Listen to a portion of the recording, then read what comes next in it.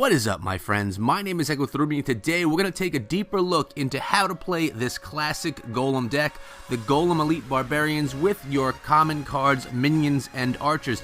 I love this deck. It's the deck that I am consistently playing the best with, and it's one that I think I can shed some light on to how to be successful with it.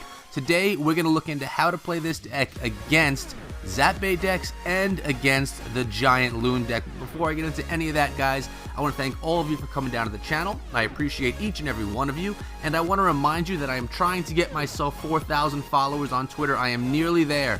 Meet me over there at Echothrough so we can continue the conversation outside of the comment section. Guys, in a moment, I'm going to be with my first replay for you with that ZAP deck.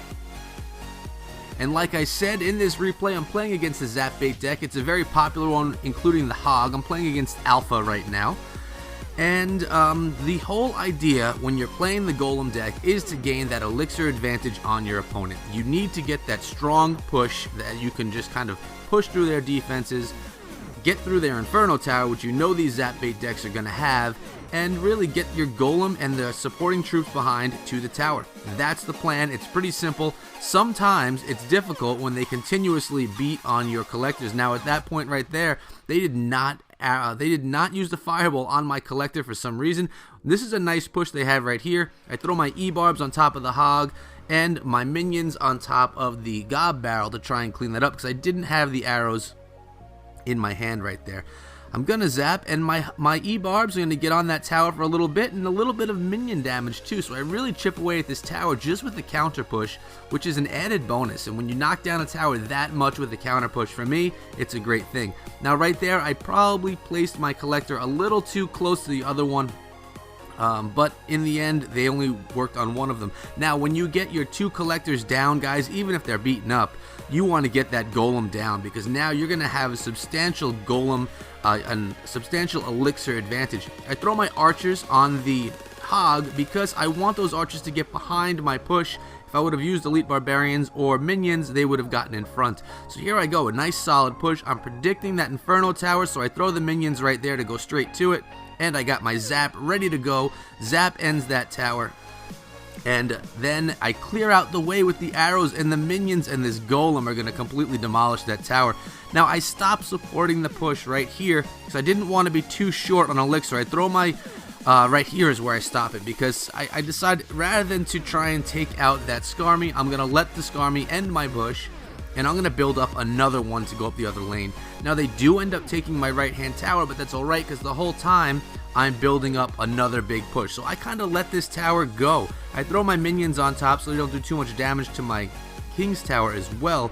But at the whole time I'm expecting to lose that tower, and I'm building up another push up the left-hand lane that's going to now demolish their left-hand tower. I'm going to throw the arrows on top of that queen, that princess, sorry. A little Clash of Clans on the mind, I guess. E-barbs right on top of that Inferno Tower. They have the Skarmy, which I could zap right here, at least most of it away. And now that push is going to get on that tower. My minions are helping clear the way. Archers thrown on top as well. One archer's working on that princess, gets her out of there. And I didn't even need those arrows in the archers clean up the rest of the way. So far, I have a good lead. There's no way they're coming back in the next 5 seconds. So that is a good game. And again, the trick here with the ZAP decks is to minimize the damage to your towers while you gain that elixir advantage. That's number one. And number two is to make sure that you have support for your Golem and that Zap ready, or Lightning ready if you have Lightning in the deck, to take out that Inferno Tower that you're going to expect. Next replay I have for you guys, we're going to be going against Giant Loon.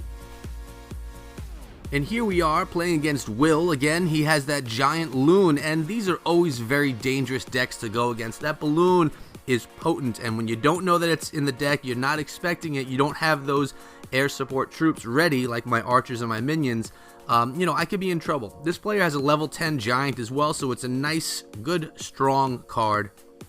Much higher level than the giant that I have it in my deck. Well, not the deck I'm playing now, but other decks. So I play my E-barbs to work on them, and then I was going to throw my Ice Golem, which I did, and now very little support. Just the way that he drops that is very well placed.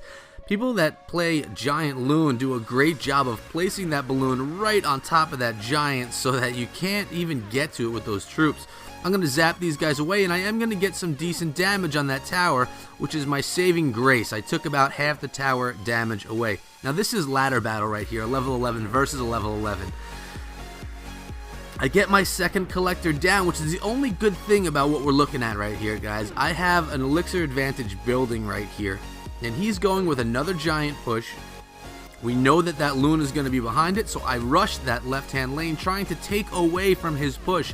When you rush the lane, he has to support it with some troops, and he may not be able to get down that balloon behind the giant. So I throw my archers, I throw my minions. He does still get the balloon. I throw my ice golem in front to protect those support troops that I threw down, and now I have to work on that balloon. Luckily, there's no arrows, at least of yet. And the balloon doesn't do too much damage to my tower. I was knowing what to expect that time around. He used the arrows right there. Probably not the smartest play on his part. Another collector down, 1 minute and 13 seconds left. I am going to have a huge elixir advantage as I'm building quickly, especially in that double elixir time. It's time for me to get a good golem push going. And I waited a second longer than I should have. As you see, my bars were full. I'm deciding that I'm going to push that right-hand lane, because then my support troops can be behind my golem, tear apart his giant, and then the balloon behind. And if he drops enough elixir, I may decide to rush my elite barbs up the left-hand lane. That's not what happened though, so I throw my ice golem to distract those archers, and here he goes with that balloon. I have my archers, I have my minions on top of the balloon. Now my e-barbs are pushing that right-hand lane with the golem. I zap the loon to slow it down, and look at this. Elite barbarians and golem are going to be on that tower.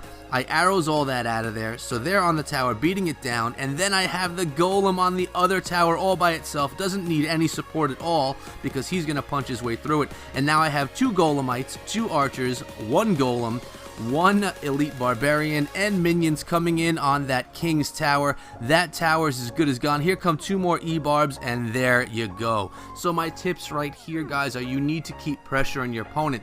Don't let them drop that loon, and if they continue to drop the balloon, then you need to have those air support troops, those minions, those archers, electro wizard if you have one in the deck, ready to go, especially with this golem deck, guys, because in this golem deck that we'll get to again here in a second, there's no building besides your collector, which you don't want to sacrifice.